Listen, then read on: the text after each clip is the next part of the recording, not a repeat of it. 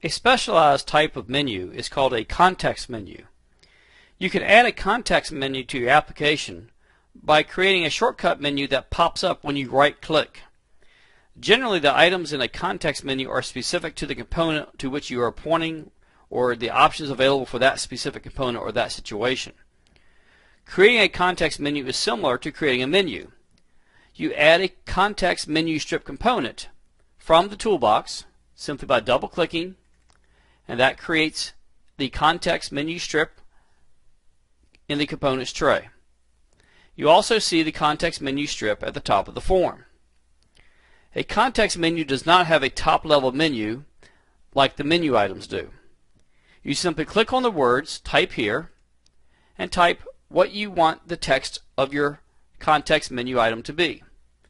For example, I will say exit the project. So now I've created a context menu that will allow the user to right-click somewhere on the form and to give them the option of exiting the project. You assign the context menu to the form or control by setting its context menu strip property. For example, a form has a context menu strip property.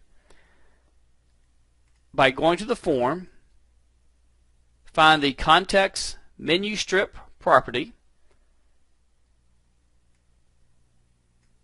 As you can see, by default it is set to none.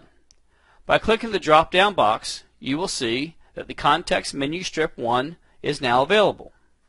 Select that. You've now activated the context menu strip. You can have multiple context menu strips in the same form. If you have only one context menu, you attach it to the form, it will pop up if the user right-clicks anywhere on the form, including on a control. However, some controls will have an automatic context menu built into their control. For example, a text box has a built-in context menu that allows the user to cut, copy, and paste text. If you set the context menu strip property of a text box to your own context menu, your context menu will appear instead of the original, that is the default context menu. So let's run our project. And at runtime, I'm going to right-click anywhere on the form. As you can see, the option Exit the Project pops up. I click on it. Nothing happens at this point because even though I have activated the context menu, I have not written code for it. So the last step is to activate the context menu strip in the components tray, double-click on the Exit the Project item. That opens up the code window for me, which I can now write code which will close the project. Notice I have two me.close lines of code in my program now. I have one for the menu item that's under File, and now I have the context menu as well. So if I test the program, right-click, exit the project, as you can see the program does indeed stop.